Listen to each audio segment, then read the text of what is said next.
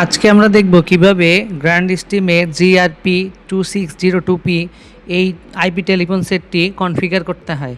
তো প্রথমেই আমরা ওই টেলিফোনের ডিফল্ট আইপি যে কোনো ব্রাউজারে হিট করে তার ডিফল্ট ইউজার নেম অ্যাডমিন এবং পিছনে স্টিকারে থাকা পাসওয়ার্ড দিয়ে লগ ইন করে নিব।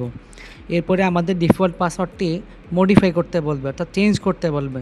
তো আমরা চাইলে এটা চেঞ্জ করতে পারি, দুইবার পাসওয়ার্ডটা দিয়ে মডিফাইতে ক্লিক করতে হবে। এবার এখানে এই সেটটাতে মোট 4টা অ্যাকাউন্ট অ্যাড করা যাবে। তো আমরা প্রথম অ্যাকাউন্টে এডিটে ক্লিক করে অ্যাকাউন্ট স্ট্যাটাস অ্যাক্টিভ করলাম, অ্যাকাউন্টের নাম দিলাম এবং আমার যে সার্ভারের সাথে সিপ সার্ভারের সাথে কানেক্টেড হবে সেই সার্ভারের আইপি দিলাম। এবার সিপ সার্ভারের অথেন্টিকেশন ইউজার নেম বা অথেন্টিকেশন আইডি দিলাম এবং সেই সিপ অ্যাকাউন্টের যে নির্ধারিত পাসওয়ার্ড আছে সেটা দিলাম। আমরা চাইলে এই নাম্বারটা কী নামে অ্যানাউন্স হবে সেই নামটাও আমরা দিয়ে দিতে পারি। তো নামটাও আমরা দিয়ে দিলাম, নিচে সেভ অ্যান্ড অ্যাপ্লাই দিতে হবে।